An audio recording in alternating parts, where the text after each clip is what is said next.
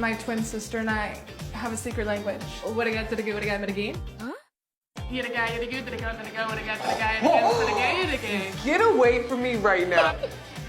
This phenomenon actually has a few potential names. You might hear autonomous language, you might hear cryptophasia, you might hear idioglossia or secret language, as Lexie Hole just said, but a few key things to remember is that this isn't particularly rare among twins. You might see it in some form in like 40 to 50% of twins, and it's not exclusive to twins, even though we do see it a lot in twins. And it makes sense that twins would have a higher hit rate of this, right? Because if you're born with a twin and you're not separated at birth or nothing like that, then you have another baby there to rely on and communicate with, which you might not necessarily have if you're just a loose individual baby.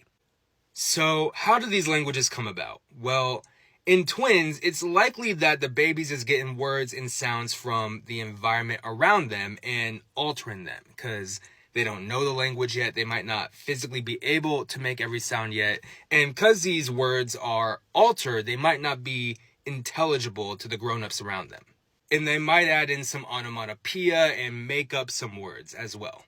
And part of this is also social, right? Like, it's normal for an adult to not understand a baby, but the reaction tends to be a bit different when it's two babies, right? Then it's cute, it's adorable, they have their own language, let them be, they're playing, they're having fun, right? These are reactions that you don't typically get with a loose baby, right? And these reactions also incentivize these two babies to keep communicating in a way that really only they understand. And as these two kids keep getting input from each other, they reinforce this autonomous language, and grammar and syntax come into play, right? Like, these languages tend to use few, if any, pronouns, few, if any, function words, and things like negation tend to come at the beginning or end of a statement.